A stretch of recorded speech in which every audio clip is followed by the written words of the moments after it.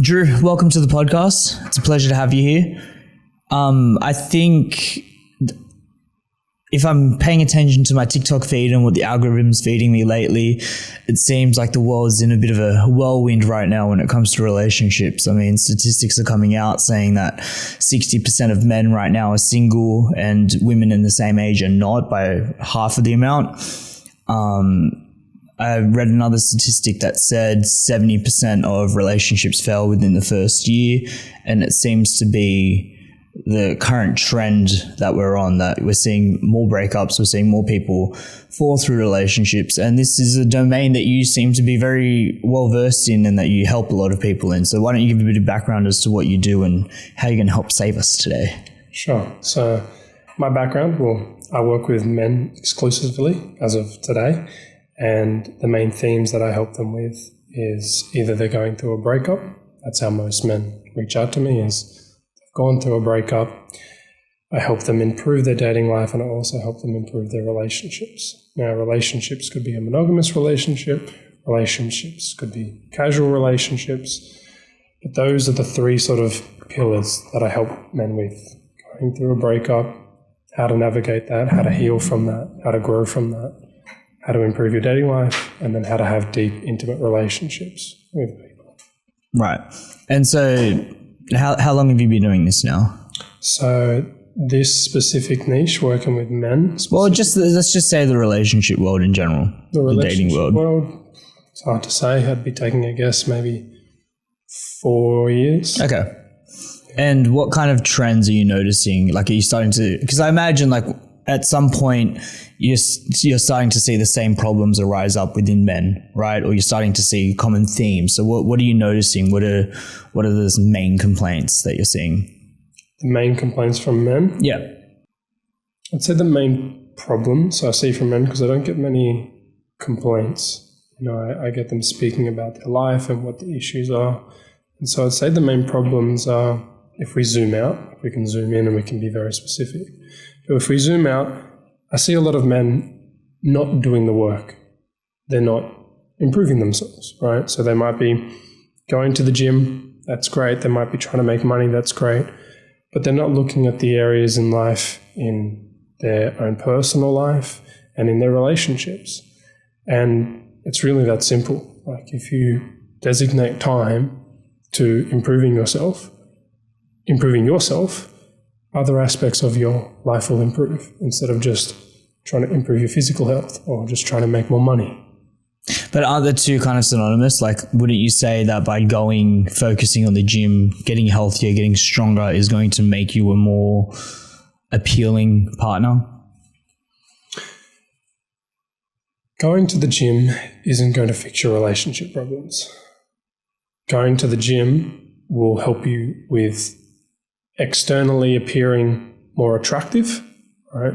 But if you go up and you meet a woman and you are, because I've been there, a lot of people have told me, even you said when we first met, you have really good eyes. Yeah. I get those compliments a lot. And what people assume is that I've always done well when it comes to my dating life and relationships. And for me, people have said to me, you're a good-looking guy, and one would assume that being good-looking means you have a lot of women in your life. But that couldn't be further from the truth. I've gone up to approach women and meet women, and I've been rejected instantaneously.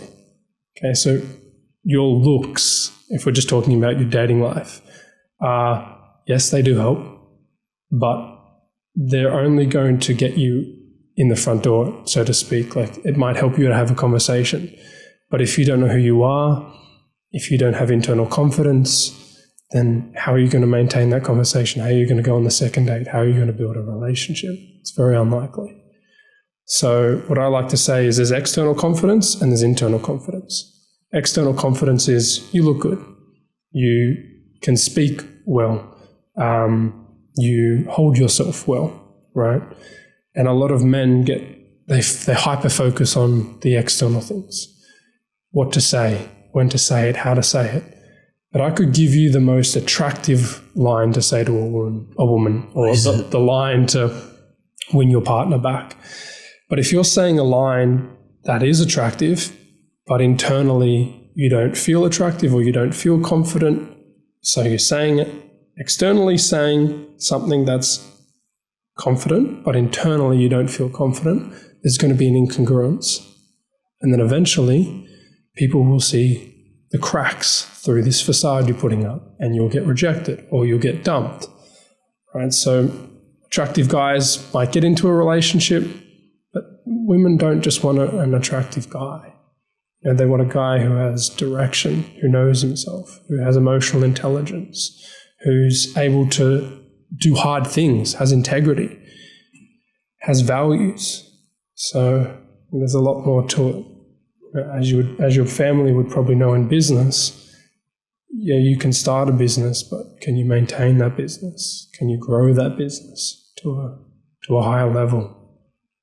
So it's a long-winded answer to your question. No, I think that was a great answer. I think you speak a lot to authenticity. I think particularly nowadays, when you've got the age of swiping, you've got the age of Instagram feeds and TikTok scrolls. Everyone's presence online almost just gets reduced down to a profile, a quick bio that you can put together, the best pictures of the best moments in your life that you can compile to make yourself look as attractive as possible, to garner as much attention as possible. Women play this game all the time. They know very much so what kind of angles, what kind of filters, what kind of lighting is going to be the most generous towards them, I guess you would say, in the best in garnering attention from as much people as possible in order to feel that like need for validation. But it's been really interesting to see the dating dynamics switch up in the sense that when you reduce everyone to profiles, you see this like almost insurgence of insecurity. You're seeing a lot more insecurity within men. You're seeing a lot more weakness within men, where it's not necessarily a sense of how much can you bench press or how good of a fighter are you, but it's that comfortability in your own skin, I would say. So, how do we fix this? What do we need to do? How do we go from, being? I guess if you break it down, I think what a lot of guys struggle with is just that initial approach, getting over that fear of rejection. Right? When you see an attractive girl at a cafe or at a bar or wherever, how do you get past that initial? Oh shit. Nah, she's not gonna respond well to me anyways. Okay. Firstly, I'd say before you even think about meeting a woman, work on yourself. I like to give the analogy of if you have two cars, right? And one car is, let's say, a limited edition Ferrari. And the other car is just an average car, but it has a lot of problems. If you go to sell both of these cars, the limited edition Ferrari, you're probably going to get what you asked for. You may even notice that you get more. People offer you more. And it's very likely that with the car that's broken, you're probably not going to get what you're asking for in terms of price. You're probably going to have to lower your price. And you're probably going to have to try to advertise it on a lot more platforms, so to speak. Right. Now, this isn't always the case, but for the sake of the analogy, go with me on this one. Why I'm bringing this point up is because what a lot of men do is, unfortunately, they have a car that has some issues, right? And so they start chucking things on the car. They chuck a spoiler or a rim kit, right? And so it looks good externally. They go to the gym, right? They buy the flashy car, the flashy clothing. They try to get the car. But there's problems, right? So what I encourage guys to do is, instead of throwing all these things on, trying to learn pickup lines, trying to learn what to say, when to approach a woman, game, all that stuff, open the hood of the car and look at yourself and do the work internally. Just understand yourself more, to really get to know you, to get to know the world you live in and about yourself. And as a result, you're going to be fixing a lot of those problems, and as a polarity, you will naturally improve, right? When you look at yourself and work on yourself, you're improving yourself. That's the first step. Because like I said, if you have this broken car, so to speak, when you're meeting a woman, it's like you're going up and you're meeting a woman. So if we use the sort of example of if I'm meeting a woman, then I'm basically coming up to her and saying, this is me. Are you interested in having this conversation? So just like the car, you've got the car, you want to sell the car to someone, but it's broken, right? It just looks good externally. And women can see internally what's going wrong with you. So you're trying to sell this car, it's not working, right? So instead, you think so? Of like a very short, brief encounter? Like 100%, man. Really? Because that's the thing, is like you will learn, you can learn lines, you can learn what to say, when to say it, how to stand, how to build sexual tension. You can learn all those games and tactics and techniques, but that's the tip of the iceberg. You know how there's an iceberg above the water, it's a lot bigger underneath. Yep. The real wisdom is looking at your beliefs, about your traumas and your challenges, about your values, about the way you see the world, you know, your upbringing with your parents and your family and your friends. Like that's just a little percentage of what the inner work looks like.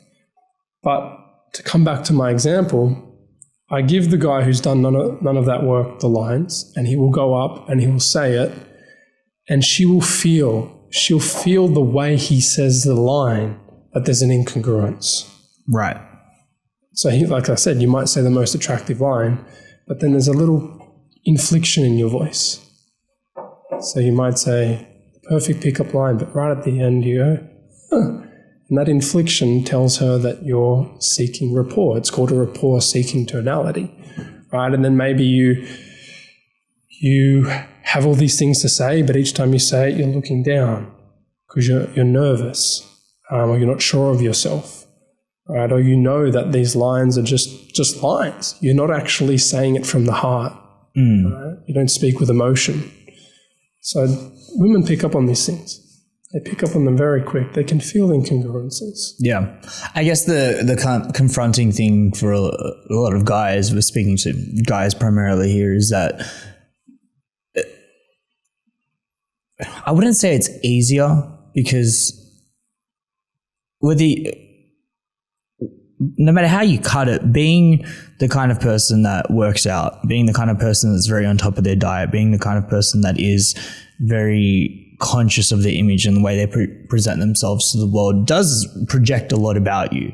It says, to me anyways, it says like this is a disciplined individual who is very aware, like very socially aware, and is very conscious about, at the very least, their physical appearance, right?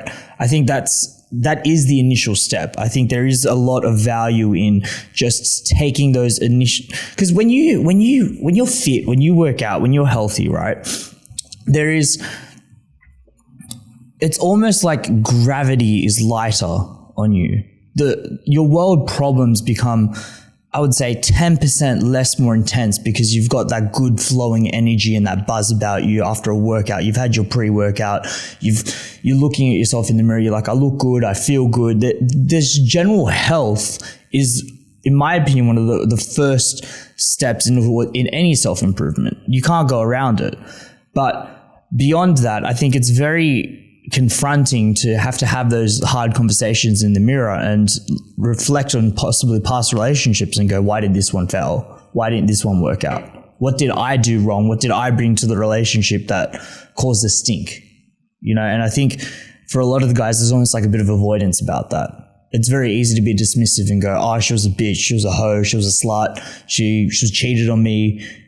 It almost is like a defense mechanism. So how do you take that initial ego, that defensiveness, and turn it into something that's actually productive? Okay, so there's two things there. I love that you stated the point about fitness, physical health, your appearance is like the foundation. And I agree. If you're in good physical shape, it's very likely that you're going to have, or women are going to be more receptive to you going up and talking to them. They're going to be more receptive to the idea of being in a relationship with you because they're physically attracted to you. But that's like That's step one. And a lot of guys just rely on that. They think, okay, I just need to go to the gym. I need to look good. I need to earn a certain amount of money. I need to have maybe the lifestyle, the car. I need to dress good, and I'm sorted. Right? And then they're wondering why they still have the fear to go up and talk to the woman, or why they keep getting rejected, or why their relationships keep failing. And so it's more to it, just like I gave the analogy of your family business. Yep. Your family would know that there's more to it than just step 1, 2, and 3. Exactly. There's, in anything in life, anything worth achieving has its nuances. It has things beyond just, okay, you have to do these 3 steps and you're done. You have to go through pain and challenges and uncertainty and confusion. But that's where I come in. I help guide people through those tough times. So that's my answer to your first question. And then just recalling what you said in terms of, remind me what the... Well, just getting past that defensiveness, that anti-women approach of being like, almost shifting blame, I would say. I think that's the best way to kind of condense it, is just shifting blame as to my past relationships didn't work out because they were the problem, not me. Great question. I love that. I love that question. 2 things that come to mind. The first is, if everyone in your life you keep saying is a narcissist, you're the common denominator. You're the common denominator. If all your relationships are failing, you're the common denominator amongst them. Shouldn't that speak enough volumes? So you attract what you are in many ways. Positive people usually attract positive people. People with very negative energy or a lot of insecurities, people who smoke usually hang around with other smokers, right? So if you don't like the people in your life that you are attracting, a great way to stop attracting those people is look at yourself and change the things that are attracting them in the first place. Another story that I like to use to solidify this point is, I walked outside of my parents' house once and there was garbage all in front of the house. And it wasn't from their garbage bin. It was from one of the neighbours' garbage bin. But I didn't know whose neighbour it was. So now I have a choice. I have a choice to leave the garbage in front of my parents' house and the house would stay dirty. Or I go out there and pick up the garbage and now the house is clean. So the point of this story is, it wasn't my fault that there was garbage in front of their house, but it was my responsibility, if I wanted the house to look clean, that I'd go and pick that garbage up. It might not be your fault that you got cheated on, but it is your responsibility to look at, what did I do that might have caused her to cheat on me? Okay, or what can I do to make sure in the next relationship I'm in that I'm more aware of the signs of someone being disloyal? There's always things that you can do to improve your situation. But as long as you're saying that person needs to change, that person needs to pick up the garbage, your life will never change. It's a very slim chance it will. Yeah. So it's about taking complete ownership or responsibility or accountability for your life, getting away from blaming people. Because as soon as you point one finger at someone, just remember you got 3 pointing back at you. That's what I always like to think. Okay, so let's say in this hypothetical case, right, we start developing the right foundation, we start fixing the car, to go back to your initial point, right? We don't just buy the spoiler and we don't just get the nice rim kits, but we actually start looking, we get an oil change, we fix the water, we might even put a new motor in, start addressing all those insecurities and all those traumas and issues that someone faces. Where does it go from there? How do you elevate, let's just say, a situationship, right? Say you're in a situationship, you kind of in this weird period with the girl where you're dating her, but not really, but there's almost like these social expectations that are placed on you now. How do you elevate that to the next level when you go, okay, like this is going to become something that's more fruitful and more long-term? How do you elevate it in terms of how do you move it from being a situationship? Yeah, so you've approached the girl at the coffee shop, you've said hi to her, you've gone out on a date, things are going well. I can imagine over time there's just going to be that like that building of rapport, and then a lot of people get stuck there. Building of rapport and getting stuck there. Okay. So, just so I'm understanding this right, a man meets a woman. They're moving together pretty well. Mm-hmm. He wants a relationship with her. How does he go about making that happen? Yeah. She might not be giving him the exact signs that he's looking for. Okay, so she's not giving him the exact signs. So that's probably a different situation. So firstly, I would say that I can tell a guy if he's just met a girl and he wants to start a relationship, what he could do to say to her to be able to move it forward into a relationship. But again, I'm giving him a tool that he hasn't embodied in his life. So there's again going to be an incongruence. What I would start encouraging him to do is to develop leadership skills, decisiveness, have a vision, have purpose in his life. And as a result, he'll know how to handle these situations more. Because a man that's very clear on, okay, I want a family, I want kids, this is what I want in life, this is what I want out of life, I'm taking leadership, I'm making hard decisions, we'll do that a lot more naturally. Right. But if I just tell him, okay, you need to say this, then he'll come back around in a week and he'll say, Drew, what do I need to say next? And then the next week he'll have another question. And so now I'm him. Mm-hmm. Oh, he's me.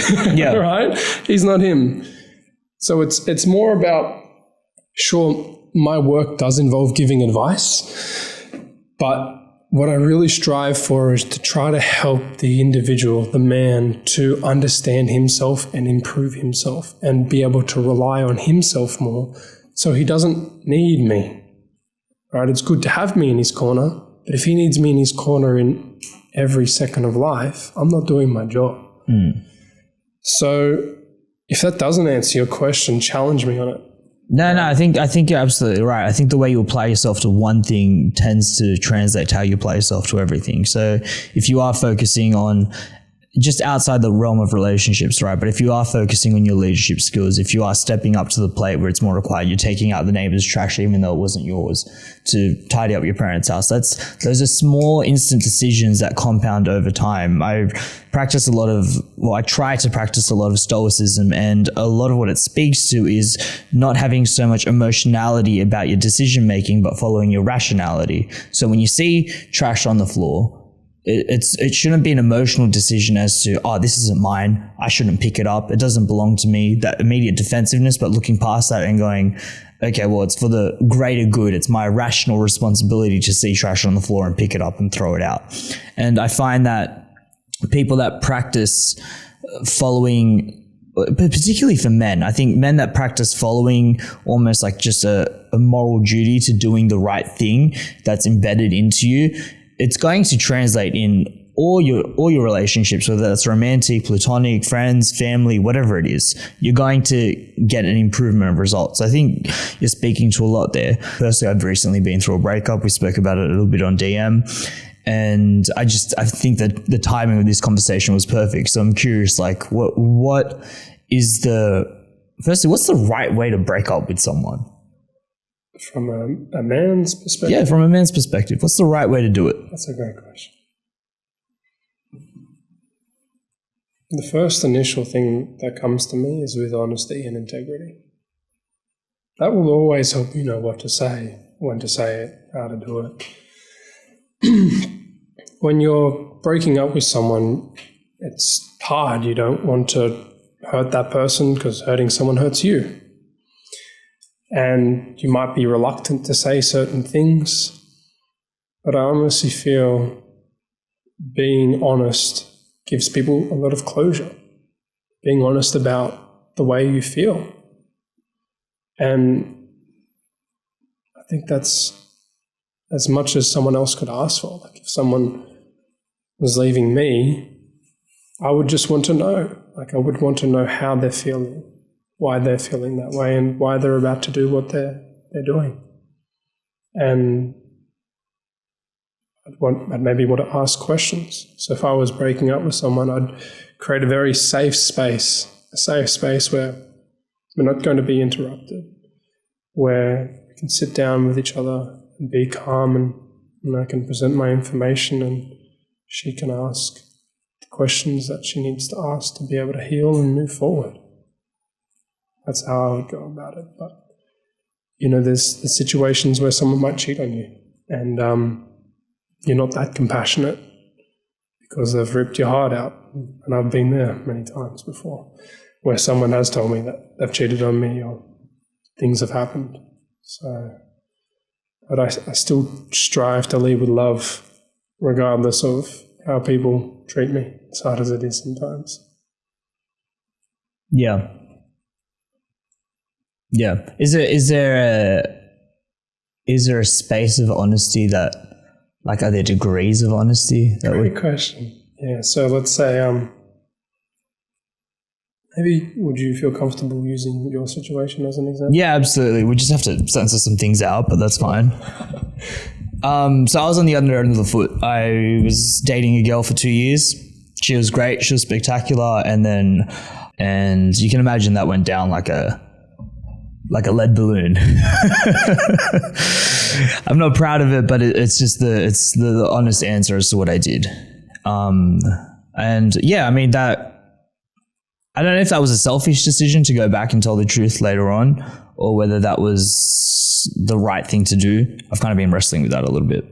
Well, for some people, they want to know the details. For me personally, I want to know all the details. Now, I don't know if that's something I haven't explored, meaning that might be a trauma response, that might be an insecurity, but usually when something bad happens, I want to know all the details. Yep.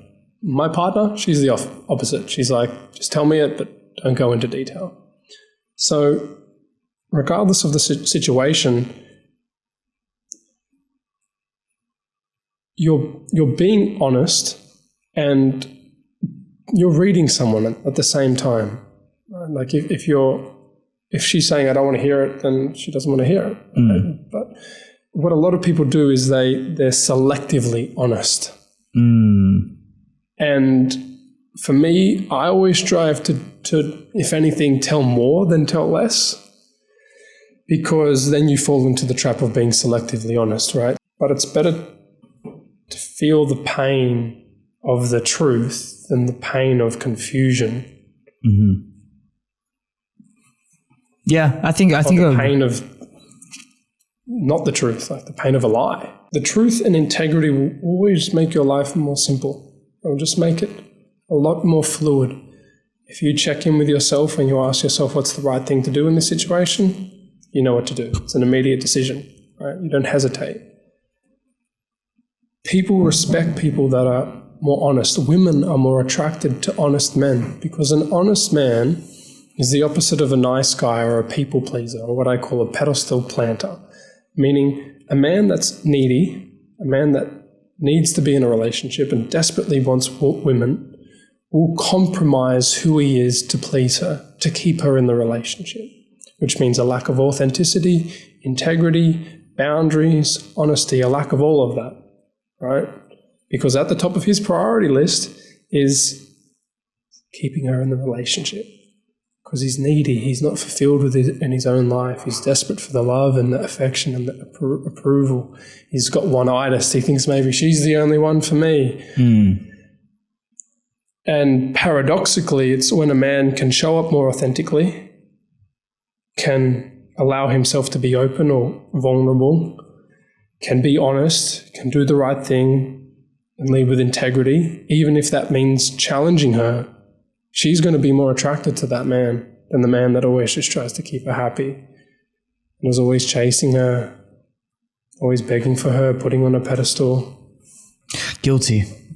Yeah, been there too. Guilty. Been there too. Speaking of guilt, how do you process guilt? How do you process guilt? Because that's a tough one. Yeah. So with any emotion. So just any sort of emotion. So if you're going through a breakup, you're feeling guilty about something you did in your relationship, if you're hurting because you've lost someone, they're all emotions, right? And there's a very simple way to deal with your emotions. But first you must understand what you're currently doing to deal with them. And most people, the way they deal with emotions is distractions. So they don't like the way they feel. So they try to avoid that feeling by feeling usually something better, meaning they'll scroll through social media, eat a lot of food or not eat a lot of food. They might vape, play video games, watch pornography, go out clubbing, have sex with a lot of people, right? Distractions.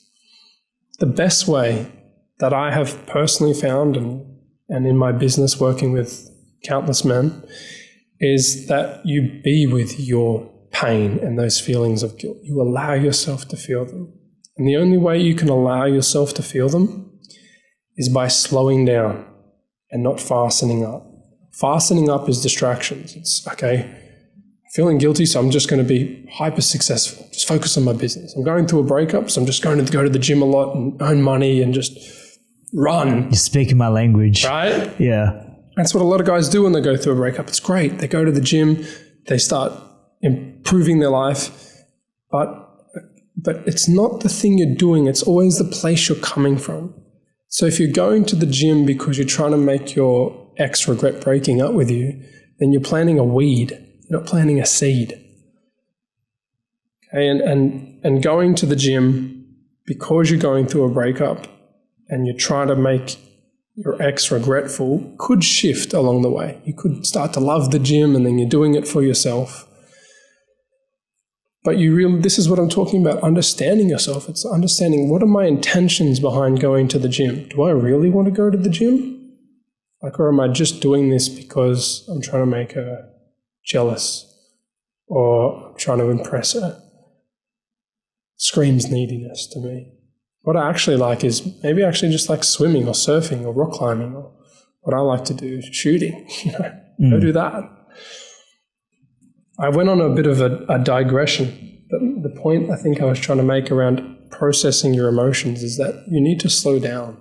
So what I personally do is I spend a lot of time being instead of doing, meaning I'll just go and sit on a park bench and I'll just let thoughts and emotions come up and I'll just be with them. I won't do something. I won't pick up my phone and scroll through social media. Go for walks down by the coast, just sit and just look at the ocean. Meditation, journaling, like writing out how do I feel and what am I thinking about. Talking with someone, having a conversation. Like I have mentors, I'm a mentor, but I have mentors. And I talk about the way I feel and allow myself to feel. I was breaking down crying last week in my therapist's office. Just sobbing uncontrollably. I'm okay with that. I'm okay with that because I don't view that as being weak. I just view that as you have pressure in life and you need to express the pressure, or what I like to say, expressure. And if you don't express the pressure, then you will suppress and likely become depressed. So a form of expressing how you're feeling is feeling it. Sometimes it looks like crying. Sometimes it looks like shouting. Sometimes it looks like shaking or trembling. I've been there many times, laughing. But if you don't do that, you will bottle it up and it will come out in areas of life that you don't want it to come out in. Perfect example is the man that shuts himself off emotionally, can't connect with his partner. He just can't. Because if you're not in touch with your emotions, how the hell are you going to be able to read your partner's emotions and get in touch with her needs and connect on a deep level? Because connection comes through vulnerability. Like you and I, we can connect on similar interests, what we like. But when you started talking about your breakup, I instantly felt connected with you. And you were being vulnerable. You were being open. You were being authentic. Right? But if I'm shut off emotionally, you start talking about something that's emotional, what am I going to do? I'm going to run away from that conversation. I'm going to shut that conversation down, which shuts down connection. So, feel your feelings. in essence. Learn to feel your I think feelings. I have the personality. Make friends with your feelings. I think I have the personality type of someone who, no, I know. I avoid it. I avoid it through a busy schedule. I avoid it through work. I can prioritize other things because, I won't have time to feel the guilt if I have to be on this shift at this hour and then have to go and edit a podcast and then I have to go to the gym and then I have to go to mixed martial arts and I have to be researching for the next podcast or editing the last one. Like as long as I'm running that rat race with myself, then there's essentially no time to address the shittiness of the past. Why are you running that rat race? Well, that's what you're supposed to do. You're supposed to win, aren't you? For what? For who? Self-fulfillment, probably. Are you fulfilled? That's the thing. You don't have to answer that. But I speak to a lot of very successful men who aren't happy. So what's all that success and money? Nothing. So what I'm encouraging you to do is slow down, because you'll likely find by feeling that guilt and being with that guilt that suddenly the work, the podcast, MMA becomes a lot happier. Because you're not running from your feelings. You're doing it out of love. You're doing it out of enjoyment. Right? You're not doing it out of love, but also distracting yourself from feeling the negative emotions. Okay. Well, that's a appealing way to put it. Like, because you're right. Like the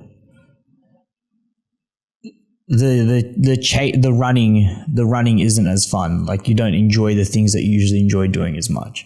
And I think been through this period for about 6 months now, so I've definitely feel like I've come out the tail end more at peace with it now. I guess I would say I've still obviously got work to do, but one of the questions that I haven't been able to answer for myself yet, and maybe you might be able to help me out here, is like, how do I avoid the self-sabotage next time? Because, like, in the past, I've had it all. The relationship was perfect. Everything was going great. Things were building on an awesome momentum, almost avoidant of building a connection with anyone else because I'm worried that I'm going to end up in that same spot in 2, 3, 4 years' time. Firstly, I just want to say I appreciate your vulnerability and openness. And Thank you. Being authentic, sharing that with me, especially because we've just met. So thank you.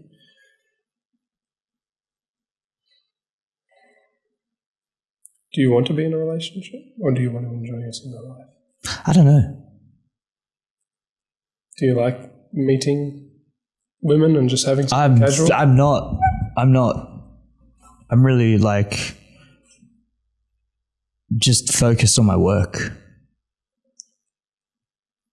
Yeah. If you do meet a woman, do you like being able to meet new women? Oh, yeah, absolutely. It's not that I'm actively going, no. It's just I'm not putting myself in positions where I would be meeting new people. I'm not trying to, like, I guess you'd say I'm avoiding it a little bit. Just hang on. I think there's two separate things here. There's the self-sabotage, right? Just so from what I've understood is, if I do get back into another relationship, how do I not self-sabotage that relationship? Was that your question? Yeah, that's right. Okay. Why I'm asking you, do you want to be in a relationship or do you want to be single, is because a lot of men self-sabotage their relationship, their monogamous relationship, because they want multiple relationships with women. They still want to enjoy their single life. They want to be free. They don't want to be constricted to a monogamous relationship. That's one possibility. Hence why I'm asking you this question. Do you want to be in a monogamous relationship, or do you just want to have things that are very casual with women and just enjoy your single life? There's one person that I'm kind of into at the moment. Okay. Things are going well. Things are going very well. I haven't sabotaged it yet. And she sees this, she sure have. But I'm absolutely in no rush to. Great. Okay. This is what I'm talking about. Yeah. I just want to give you the space to finish first. I got excited. So. No, that's fine. I'm just in no rush to, like, try and set something up long term again, because I feel like I've been in relationships for so long. I've kind of dated, been single for a little bit, and then dated again, been single for a little bit. And so like this is that little bit period now. Okay. And I just want this time to kind of just do me. Great. This is what I'm talking about. So you spoke earlier about what if a man's in a situationship and he wants to move it forward and he doesn't know what to do. I was personally asking that question, yeah. This is what I mean. I could have told you what to do, but it wouldn't have helped. I got you to find out what you want deep inside. And now you're clear on that. It doesn't mean it's going to be easy to do that, but I'll help you through that. A man, again, coming back to honesty and authenticity. I've met many women and I've told them from the get-go, I don't want to be in a relationship with you. Basically, I will be seeing, I didn't say I will be seeing other women, but I laid it out to them so they would know that I don't want to be in a relationship. This is going to be casual. If you're happy to continue talking, I'd love to.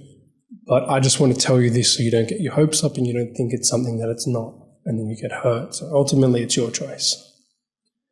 Paradoxically, they've been more attracted to me because what does that say? It says I'm a man of respect. If I was just a fuckboy, I wouldn't tell her that. I would lead her on to thinking, oh, of course, I want to be in a relationship with you. Mm-hmm. Let's do this, let's do that. And then cheat on her or see other women without letting her know. So women can find that attractive because you're being authentic, you're willing to walk away, which shows a low level of neediness, you're respectful of her and her feelings, you're honest, you're integrous, it just shouts attraction.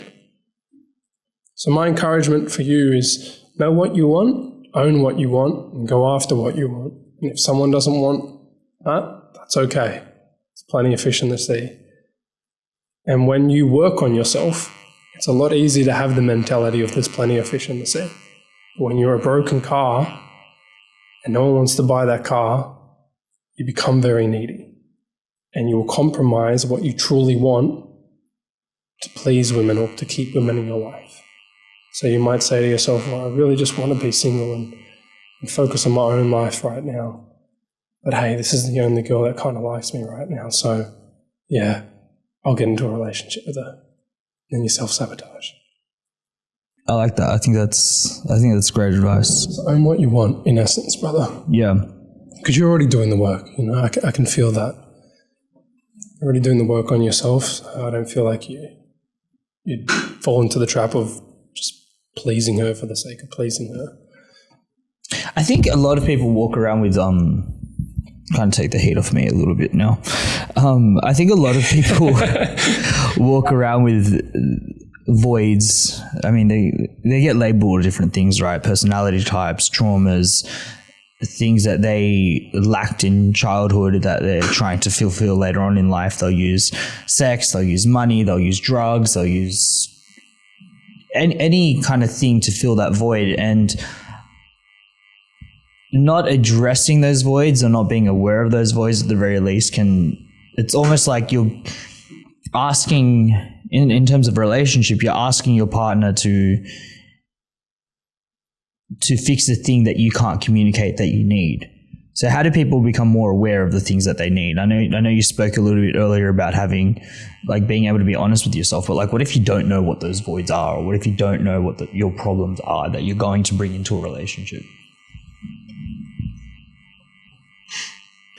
The only thing that's coming to me is plugging what I do, but I do want to think of some things that men can do by themselves. So inevitably, the best thing that you can do is speak to someone, is speak to someone who is where you want to be or is in the realm of helping people with those things, because they will ask you questions, they will listen to your experiences in life, and they'll be able to pinpoint, if they're good at what they do, why you're doing the things that you're doing, why you're acting that way, why you're having these conflicts, or why you keep going through these breakups, or why women aren't attracted to you. They'll be able to pinpoint those things for you. What you can do by yourself, the basics, read books on that's the thing. Like, if you don't know what's stopping you, how do you read a book on that? How do you even know to read a book on that subject? Like, if you don't know you have trauma, you're not going to buy a book on trauma because you don't know you have trauma, right? And we all have trauma. So if you are even a little bit interested in that subject, it's a fascinating field. I don't feel like I have trauma. I hear a lot of people talk about their past traumas and things that they've gone through, and I just don't connect with it. Okay, great. Yeah. So trauma, in one sense that a lot of people refer it to, is something. There's what's called big T trauma and little t, or little trauma, which is little t trauma. Big T trauma is what most of us think when we talk about trauma, which is you were raped, you went to war, someone died in your family, you had a car crash, big traumatic event. Yep. There's also little t trauma, which is like you went to school each day and you got bullied. But that little bit of bullying happened every single day. And so it was smaller in the sense it wasn't all of a sudden, but it impacted you because it happened so frequently. Trauma is also not what happens to you externally, but it's what happens to you internally as a result of what happens to you externally. So you and I could be both in a very exact same situation. For me, it's exciting. For you, it's stressful. So that's what I mean. You could get traumatized by the same thing that's making me have fun and that's exciting. Yeah. Or that's just normal for me. So when you think to yourself, oh, like you've spoken to a lot of people about trauma and it doesn't really resonate with you, there's things in your life that you might not even label as traumatic, but it is probably affecting you to this day. Like, if you've lost your virginity or you haven't lost your virginity, if you haven't lost your virginity and you're like out of an age where you feel like you should, that's something that's somewhat traumatizing. You are not like everyone else. There's a lot of pressure on you. You're like, why haven't I lost it? And if you have lost your virginity, it's very likely that you've had some challenging experiences around sex. Like what you're going to say to me that you've lost your virginity and you've never had anything embarrassing or something go wrong happen? Absolutely. That's exactly what I'm going to say. Man, I've had... we just need a whole other podcast for my stories, my embarrassing stories. So what I'm saying is what people might not think they have trauma, but like if you really... My issue with the word is because obviously being alive is part of the human experience, is just going through uncomfortable situations and coming out on top or not, right? My issue with the word is I feel like trauma really boxes you in. It's almost like a diagnosis. Like I'm traumatized by this thing that happened to me, and I like to think of myself very much as a person that focuses on what is in with control and what is without control, right? So if something happened in the past that I can't change, then it doesn't deserve my focus because I can't change it. It exists. It's a point in time. It is what it is, but I can't do anything about it now. But it's affecting you right now. So you need to do something about it. Perfect example. Let me give you an example. Kid grows up, never gets the validation from his parents that he's doing well. Right? He never gets told that he's doing well. Full stop. His parents might say, yeah, that's good, but next test you got to get straight A's. Mm-hmm. Never validate. So as a kid, he hasn't been validated and appreciated. Now, he's a CEO of a business. He's hyper successful. But he's hyper successful and unhappy because as a child, let me rephrase. He's in this rat race of life, not fulfilled and not happy because his childhood is still affecting who he is as a man today. He's still chasing that validation and that appreciation that he never got as a child. Okay. Right? So, yes, you can't change what happened to you, but you can change the way it's now affecting you. And I guarantee you, all of your experiences in life have shaped you. Have shaped the way Luca is, the way he talks, what he likes, what he doesn't like. A lot of that shaping comes from your family. A lot of that shaping comes from your schooling, your social connections and network, the things you watch on TV and who you look up to. And a lot of those things that you experienced in childhood that are having an impact on who you are cannot be serving you, can be bringing you more pain and suffering. So that's why trauma is so interesting, because trauma makes up our personality.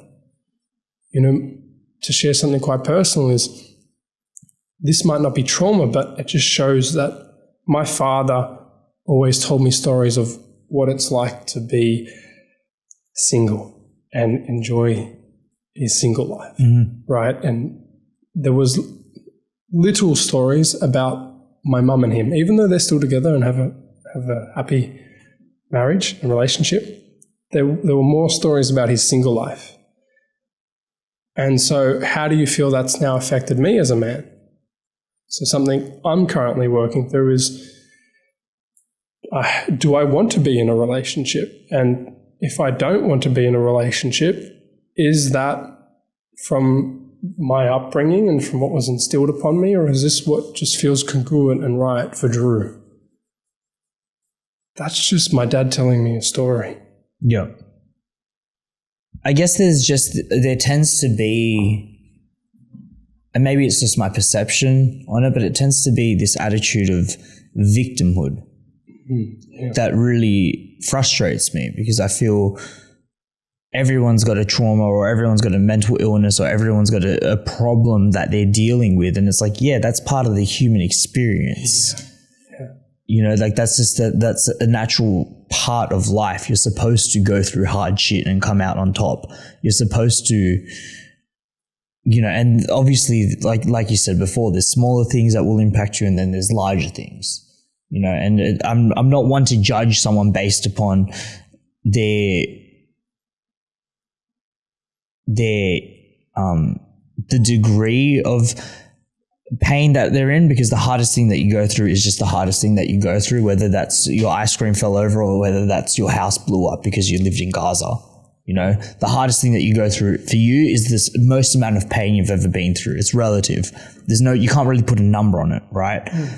But I just do think we do live in an age of like entitledness, or we do live in an age of, I need to make my problem everyone else's problems out there. And that's, I think, where my attitude towards that comes. I agree. I see that too. And attaching to a label, like I have trauma, I have depression, gives people this sort of out. It's like it justifies the way they are. And it makes them feel better about themselves. I see that. I see the polarity of that. And it's hard for me to navigate having this conversation with you, because I do see the other side of that. But I also see that people who are unaware of the implications their experiences, people, school, and their family have had on them, and how that is causing them immense amounts of pain and suffering, and is holding them back from having a loving relationship, or being able to be themselves, or being able to pursue what they want in life. So I speak about it, but I do see what you're saying. I do see that. And funny enough, that can be linked in with trauma, identifying with your trauma and saying this is me, and telling everyone about it. Yeah, making it your identity. Like, I think,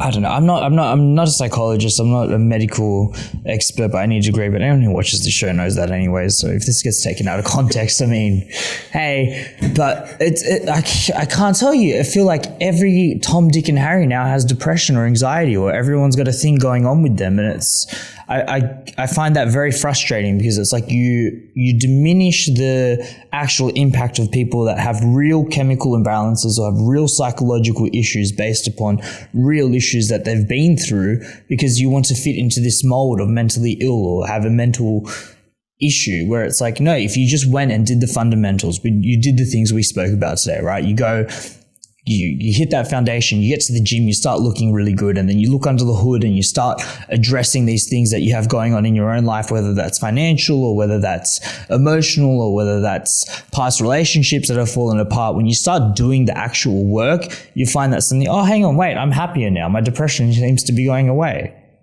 And I think the lack of accountability that comes with labeling yourself as traumatized or labeling yourself as depressed or labeling yourself as anxious is frustrating in a modern context. Of course there are cases. Of course there are people who have like real issues and real things that are going on. But for myself personally, I find it so hard to label myself as traumatized by something because my mum didn't give me enough hugs as a kid.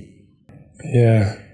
What I'd say in regards to that is you don't need to label yourself as being traumatized, but you can acknowledge that, use the word that you want to use, but you can acknowledge that there has been experiences in your life that have challenged you and that are having an impact on you.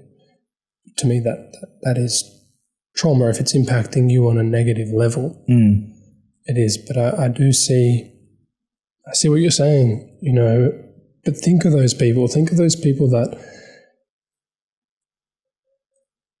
maybe are embellishing their trauma a little bit. Why are they doing that? They're doing that because they're so desperately seeking connection and love, and that might be another trauma that they're not even aware of. They might be saying, I have anxiety, you know, or I have depression when they don't really have depression. But they're wanting to fit in, they're wanting to have a label, they're wanting people to understand them.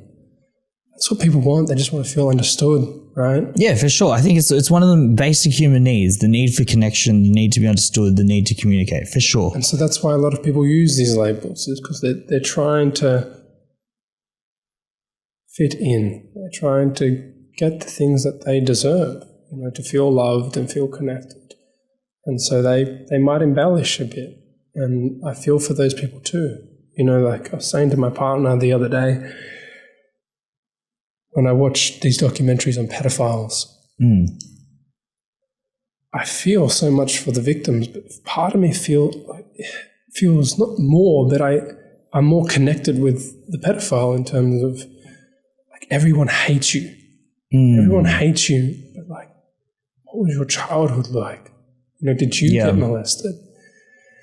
I don't know why I'm telling you about pedophiles, man. No, I think it's actually a really interesting point because it's something that doesn't get discussed often, and it's a hard one to navigate, right? But victims of sexual abuse tend to go and be sexual abusers themselves. Like this is and that's like a real fucking trauma that actually does go and ruin your life, and then go and have implications for everyone around you as well, because it's so gross and wrong and treacherous. No one looks at a pedophile and goes, oh wow, I want to be like that one day. It's an innate human reaction to disgust, the taking of innocence. But when you take a look back, or you look under the hood and you go, oh wow, this person most likely was the victim of something very similar to them, at least in most cases. I mean, I don't know. I don't think Epstein was, you know, touched as a kid, but I don't know. But for sure, you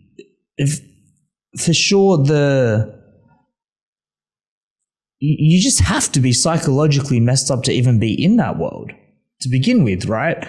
And I think it's particularly for someone like yourself who is clearly very empathetic and compassionate and aware, emotionally intelligent, I think is a word that I'd use for someone like you. You tend to be very attentive to how people are emotionally and understand how to gauge that. It makes sense that you would see that and go, okay, but what's going on in his world? And what happens to those kids afterwards? And what happens to the kids afterwards? Like there is a ripple effect. It's not just one bad person. You pluck that out of society and the problem's fixed. It's like, no, we're all connected. There is a huge ripple that goes on outwards. And when you see something like that, the consequences are exponential. And I think just furthering that point is there's a lot of talk about trauma, but the great thing about all this talk is I have repeated my dad's patterns, and my dad repeated his dad's patterns and his dad's, and I'm going to be the one that fucking breaks this pattern. Yeah. I'm not going to keep teaching my kids the way that my dad taught me and his dad taught me. That's the great thing about diving into that field, of having someone to ask the right questions, to understand your upbringing, understand your life. It's like I said, if your dad was emotionally cut off, he told you, don't express your emotions, you have to stay strong, you can't talk about that, you can't be weak, you can't let people get up on you or show that they've hurt you in any way. It's very likely you're going to teach your kids that. Right. So this is the great thing about understanding this. Yeah, for sure. I agree 100%. What else is going on in the dating world? I'd love to go to maybe, I don't know how much you can reveal, but maybe like some of the experiences that you've had with your clients, people that you've been able to transform. I can imagine one of the most rewarding parts about your job would be seeing someone that comes in with like zero confidence and the inability to even make eye contact with the girl to go and have a fulfilling relationship, right? I imagine that's something that you'd really enjoy, something that you get a lot of juice out of. So yeah, 100%. Can you speak to that? For sure. So, well, firstly, if anyone is interested in seeing the men that I've worked with, they're on my social media. There's plenty of testimonials on my page. But the first man that comes to mind, which obviously I won't reveal his name, but going through 2 divorces, another failed relationship, reaches out. It's ground zero. In his family, there was difficult situations. He was repeating the patterns. So there were situations with his family that impacted him, and this is a perfect example of trauma, and he's bringing that into his relationships because of what was happening in his family dynamic. We started doing work around that. He started meeting more women. More women just started coming into his life. It's very funny. A theme that I see is when men invest in themselves, invest in doing the work on themselves, they just start attracting things into their life, not just a romantic partner or women, but just beautiful things, beautiful experiences. So, we start doing the work, and now he's got options like women. There's all these women that actually want to be with him, and he's just deciding who he feels is someone he wants to continue a relationship with, continues a relationship, just sends me just all these wins. Like one of the things was, he saved $500,000 from just a decision that he had to make that I helped him through. He's bought a house. He's in a new relationship. I'm getting on calls with him and his partner now. Like from seeing you just absolutely heart-wrenched and you've lost everything. You're so confused. You don't know what you want. And I'm talking a man who has a family too. Yeah. To just the smile and just the, even his partner a couple of weeks ago was thanking me. Like hearing that, like you hear the thanks from a man that's close to double your age, and then to hear the thanks from his new partner, to see his kids come into the call and to know that this is having an impact on them and how their life will be. Yeah, man, like I even get emotional talking about this. Yeah, it's beautiful. Yeah. Beautiful. And like, I think seeing that shift in momentum in someone's life where they go from that downtrot to like the upswing and seeing things fall into place is just crazy, because when that downswing continues and continues and continues for so long, like how hard it can be. There's so many people that go through periods of time where things are just falling apart and falling apart. Like 2 divorces, that's tough. That's tough to bounce back from.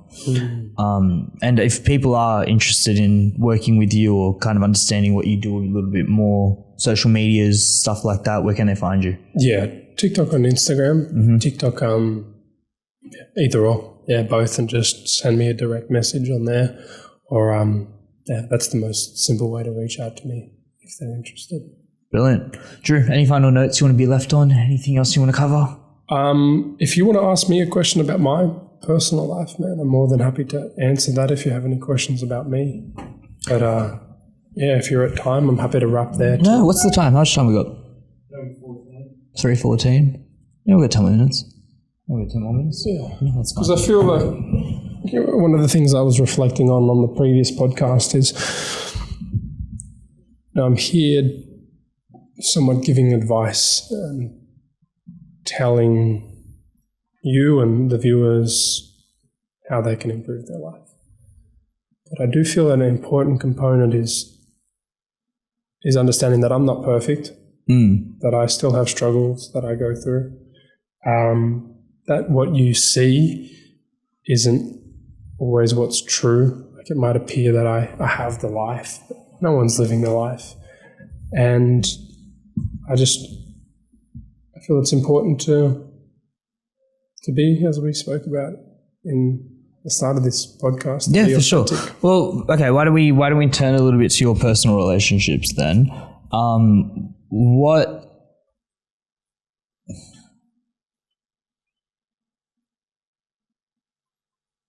How many relationships have you been with? Are we talking like serious, monogamous? How many relationships have I been in? Well, I can tell you I've been with a lot of women. Okay, and I don't say that to impress you. I say that to express to you that I have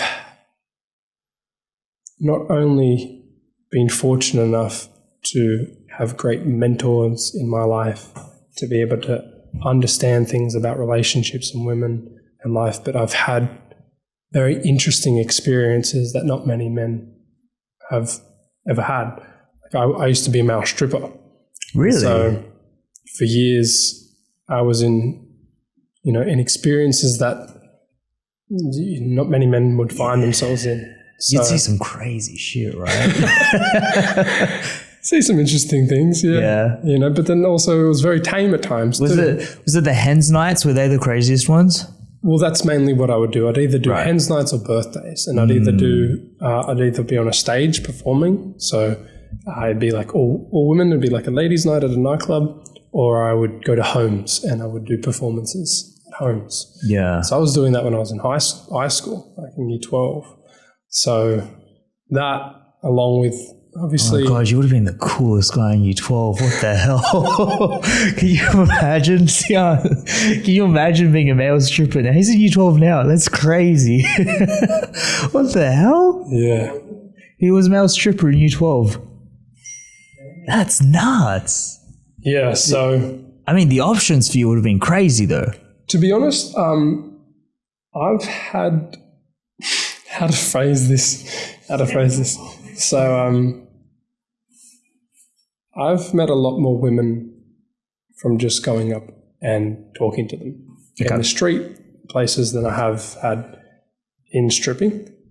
So there's a lot of, again, I share these experiences and people immediately jump to conclusions. Oh, he would have, all these amazing sexual experiences and this and this and that. And really it's quite different to how most people think it is. Sure, there is that side that everyone's probably thinking stripping is.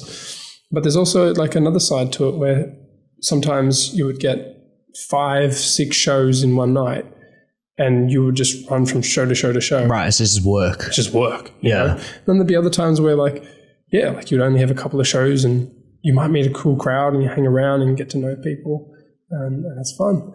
But the conversations, especially as a stripper, you usually come in, you perform, and you leave. But as a waiter, you would you'd be a waiter for minimum 2 hours. So I used to do sometimes a combo, or in the early days a bit more waitering, and you'd be in a room full of women and you would get to know them, right? And I hate to say this, but alcohol does open up people.